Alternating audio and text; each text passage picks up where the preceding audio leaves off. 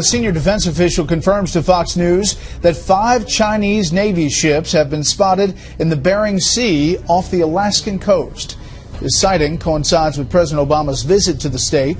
In a few hours, China will also conduct a massive military parade in Beijing, featuring 10,000 soldiers, hundreds of aircraft, and weapons not previously shown in public.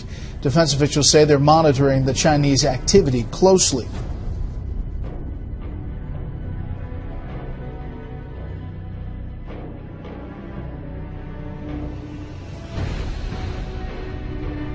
The United States is closely watching a Russian military vessel that had been sailing near a U.S. nuclear missile submarine base.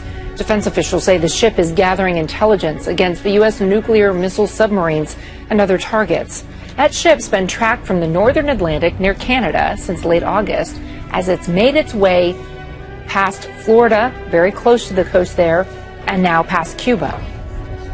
Senior national security correspondent David Martin joins us from the Pentagon. David, how concerned was the Pentagon about this Russian ship? Well, this is something that navies from all countries do all the time, which is spy on each other's navies. What set this apart was that it was a brand new Russian research vessel, which made this long, slow transit down the east coast of the United States, and it's now completed its transit, and it's off the coast of Cuba, where it's expected to make a port call. This research vessel had underwater submersibles with it, which would be capable of going down to the ocean floor and mapping out the undersea communications cables that connect the U.S. to its forces in Europe and around the world. So interestingly, here's President Obama in Alaska, and in the Bering Sea, you had Chinese warships there for the very first time, and this massive parade in China where they're showing off all of their military might, and at the same time, the Chinese president announces cutting forces by 300,000. I was struck by the odd timing there to show off how amazingly strong and massive your military is, and then to announce that you're cutting it by 300,000. Well, I wouldn't call it a cut so much as a streamlining. For decades, the Chinese military has relied on quantity rather than quality. It has a massive, massive army. But it is trying to modernize itself and starting to build things like aircraft carriers and stealth jet fighters, which are the kind of technology that has made the U.S. military #1 in the world. And if it's going to do that, it has to take this outmoded army and make it much smaller. And that 300,000 cut is going to come mainly from the Army, and it's going to save a lot of money that can then be invested in more modern technology. And the purpose of this more modern technology is to build a force that is capable of keeping the United States further and further away from the Chinese mainland if it were ever to come to war. David Martin at the Pentagon. David, thank you. Sure thing. A Russian ship comes what might be a little too close for comfort to a major American military installation, while China impresses and surprises during a muscle flexing in Beijing. National security correspondent Jennifer Griffin is keeping track of all of it from the Pentagon tonight.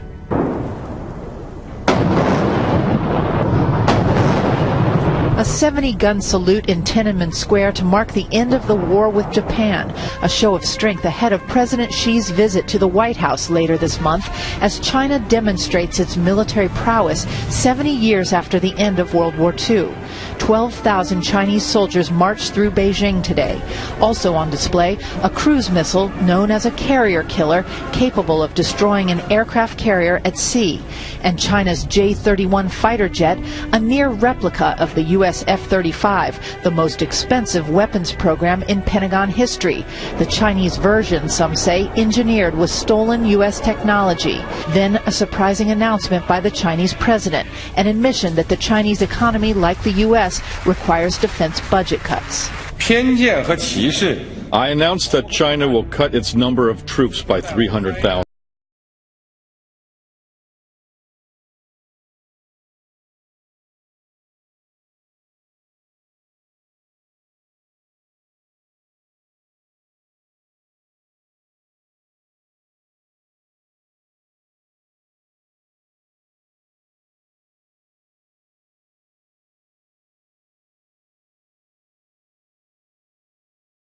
coast of the U.S. state of Georgia, a Russian spy ship capable of cutting cables and tapping into other underwater sensors passed within 300 miles of the U.S. ballistic missile submarine base at Kings Bay, home to the U.S. Navy's Ohio-class fleet, whose boomers are capable of firing multiple warheads that can strike up to 240 cities at once.